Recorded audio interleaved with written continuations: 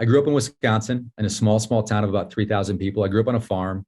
My dad did not farm, but his dad was a farmer. So my grandpa was a farmer and he couldn't really give that up, but he loved hunting too. So our farm was probably half, just his passion and half, just having some hunting land that we could get out, ride some four-wheelers, just get outside and do some stuff. But got involved in basketball at a really early age. Being from a small town, you play every single sport. And I don't know if I really set my mind like, hey, I'm going to coach basketball. I knew I had a passion for sports. I knew I loved basketball. I went to a school called Wisconsin Lacrosse, very good academic school.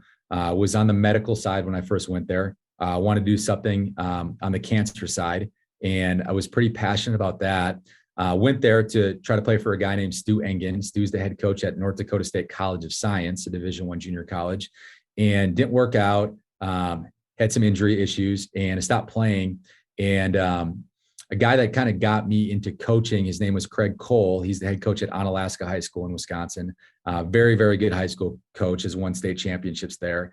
And was just convincing me like, hey, come and work for me just go do a scout for me. Hey, come to practice. And I was kind of saying no.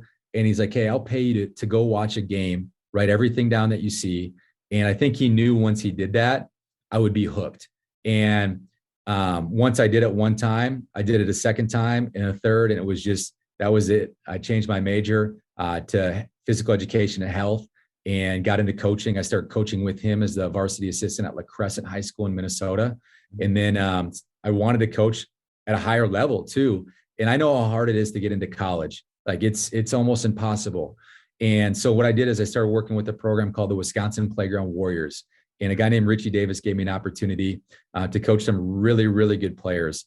Sam Decker played in that program, JP Tokoto, who went to North Carolina. Like we had NBA players in that program. It was, one of the best programs in Wisconsin at the time. And from there, then I got hired at a Division I junior college, right? And I drove to Williston, North Dakota. I'll never forget it. My mom gave me her credit card to pay for gas and gave me her vehicle because mine wasn't reliable enough to drive 12 hours to North Dakota. But I didn't realize, like, this is before cell phones. I printed out the directions on MapQuest, right?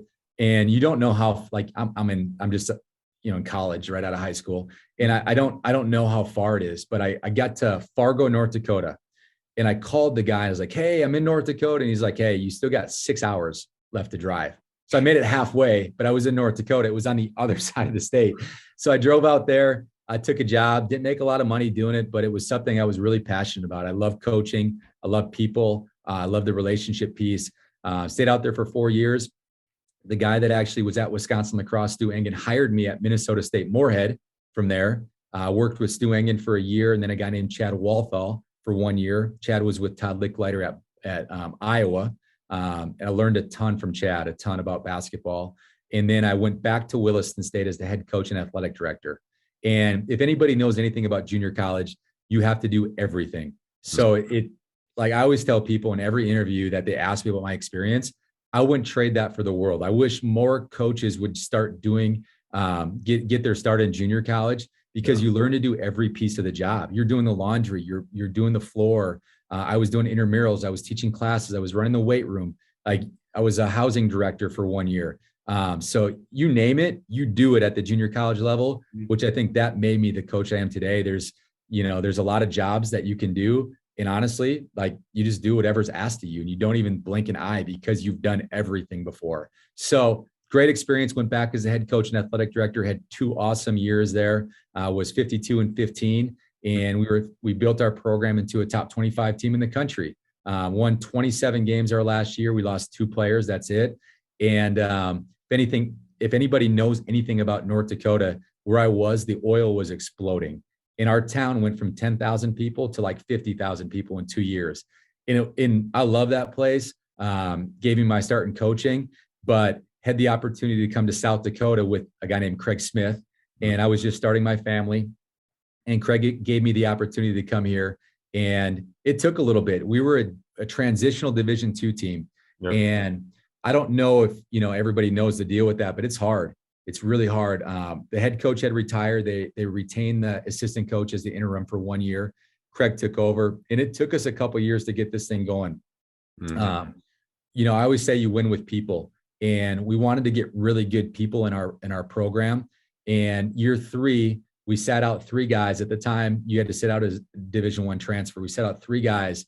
A guy named Trey Dickerson from Iowa, who I coached in junior college. Matt Mooney. Matt played for us and went to Texas Tech and played in the national title game after we went to Utah State. And then a guy named Carlton Hurst was from Colorado State. So we sat those 3 guys out. We ended up winning the league in year 3.